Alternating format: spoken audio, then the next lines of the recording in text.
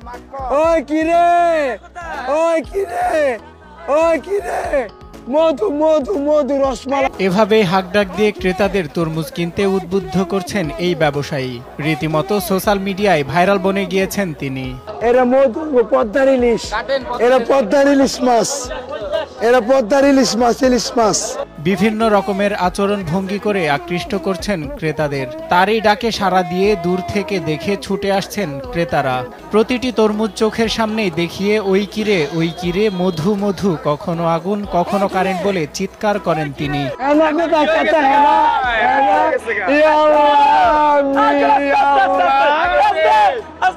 তার এমন কর্মকাণ্ডের জন্যই সোশ্যাল মিডিয়ায় এক একজন এক এক রকমের ভাবে তরমুজ ব্যবসায়ীকে উপস্থাপন করছে।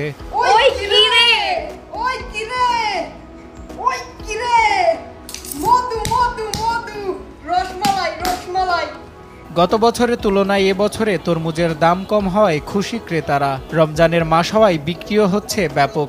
রাজধানীর কারওয়ান বাজারে গেলে দেখা যায় এমন দৃশ্যের। লোকে বলে রে আমি নাকি ভাইরাল হয়ে গেছি। মানুষকে আনন্দ দিতেই তরমুজ ব্যবসায়ী রনির এই কার্যক্রম। তিনি বলেন, বাপদাদার ঐতিহ্য ধরে রাখতেই 10 বছর ধরে এই ব্যবসা করছেন তিনি। আমার বাপদাদা তরমুজ ব্যবসা করছে, আমি ছোট হতে বড় হয়েছি। 10 বছর গোলামি করতে করতে আমি তরমুজ চেনাটা শিখছি।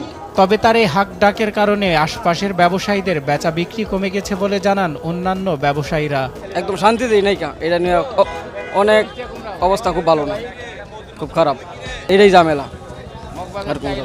কিনবো, কেনার উদ্দেশ্য হইল বিগত কয়েকদিন ধরে ইউটিউবে এত মধু মধু শব্দ, কেড়ে কেড়ে শব্দটা আর বাসায় থাকতে দেয় না।